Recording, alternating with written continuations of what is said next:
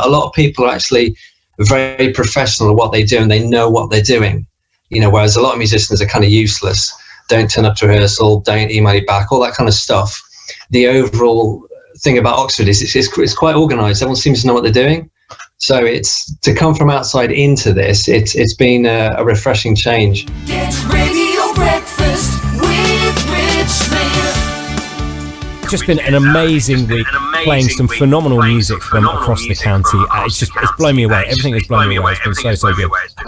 We're going to be catching up with Nick now from He Didn't, and the reason why I'm sort of got a smile and a laugh on my face is because we're having a little bit of a Zoom issue where I'm kind of echoing a little bit with Nick at the moment. So what I'm going to do, I'm going to hand it over to Nick, who's going to tell you all about his very, very interesting past, all the bands that he's been, and his reasons for moving from London back here to Oxfordshire.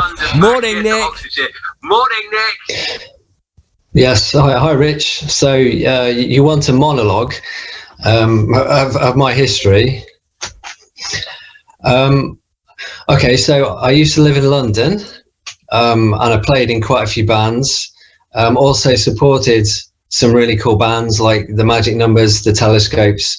There's a really good underground scene as well. So other underground bands like Shield Your Eyes, One Unique Signal, bands like that, some of whom went on to do other things. So I played with them. Then I moved to London. Moved from London to Oxford. And after a few false starts in a couple of bands in Oxford, I finally decided to do something myself, just because I couldn't really find people who wanted to play the same kind of music that I did. So I started off this solo project. So it's just me, a guitar, a lot of FX pedals, and an amp.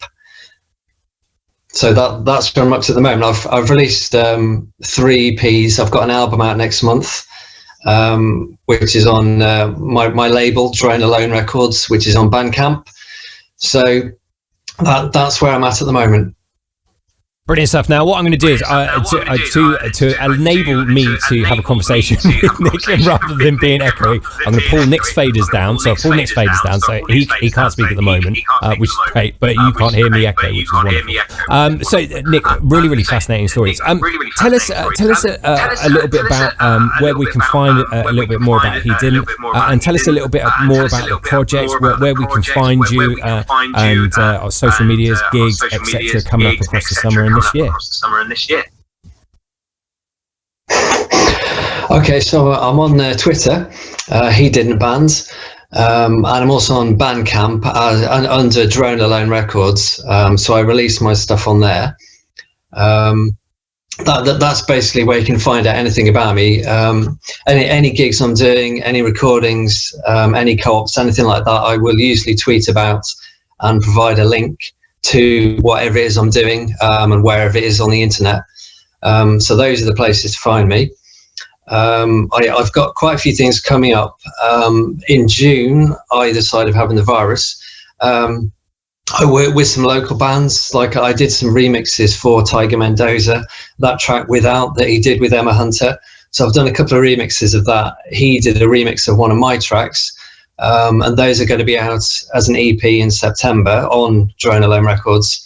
I also did a couple of remixes for James the Pet Twin, who you had on the other day. I remixed one of his tracks, Snowfall. I did 2 versions and added on my droning guitars, the industrial stuff I do. That's come out really well. So that'll also be out in September. I've got my album out in the second week of August. I'm playing Charbury Festival next week, and on the Sunday, I think it's 2:00 I'm on, and I'm trying to get another gig in August in Oxford. I've also got a metal side project that I'm lining up recording time for, so hopefully that'll be out before the end of the year. And there's another band who I won't name because it's not sorted yet, but hopefully I'll be releasing their album on the label before the end of the year. So it's just non-stop. It's really good. It sounds absolutely phenomenal. Loads going on. I just wanted to ask you, obviously coming from London, the hustle and the bustle, as you sort of mentioned when you sort of taking part in Band Week. Just to sort of describe the Oxfordshire music scene for everyone. We kind of hear that it's going great guns. You've kind of seen and heard lots and bands, and you're doing remixes of most of them that have been on here. Just sort of go into that Oxfordshire music scene. From my point of view in radio, it appears to be thriving. Are you kind of seeing that too? Yeah, coming from the outside in, I think one of the things you notice is obviously how much stuff is going on, but how diverse it is. It caters to pretty much any genre or any taste that you have. You can pretty much go out one night of the week and find something that you are looking for, whether it's metal or folk or experimental stuff, indie rock, whatever you want to see, as well as there's classical stuff as well. There's the classical nights they have at the college, there's stuff at the theatre, there's covers bands. So the thing that always gets me is just how much is going on.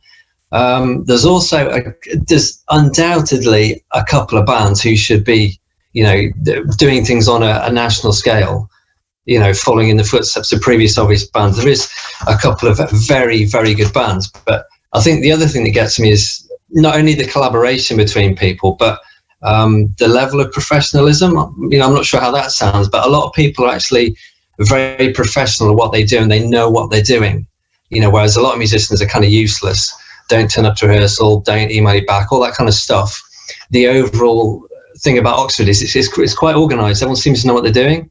So it's to come from outside into this. It's been a refreshing change. It's good.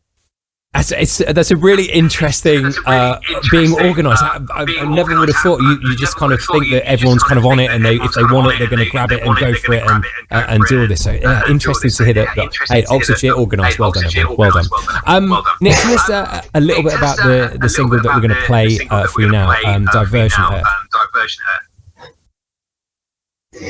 Okay, this is a track that I've kind of cut and edited. Sometimes when I go in the studio, like I'll record a track live and that's what I put out. Other times I record a track, I'm maybe not happy with it, so I'll put it in an online studio and start editing it, cutting it, maybe distorting it, moving parts around. Diversion Earth is basically that kind of idea. So it's a load of different disparate parts put together. And that kind of points in the direction of the album, because quite a few tracks on the album, a lot of stuff I put together in the online studio rather than record live. So I've kind of constructed the tracks. There's still a couple of big metal riffs and stuff like that, and some white noise, but there's a lot of kind of cut and paste and edit stuff. And Diversion Earth kind of points in that direction and shows kind of what I'm doing now. Brilliant stuff. Nick, it's been a joy and a pleasure catching up with you, and thank you for putting up with me having to dip you every time, so we can't have a proper conversation going back and forth. But it's been really great catching up with you. I cannot wait for the album, which will be coming out very, very soon. Make sure you check out Nick and He Didn't. This is Diversion Earth on Get Radio.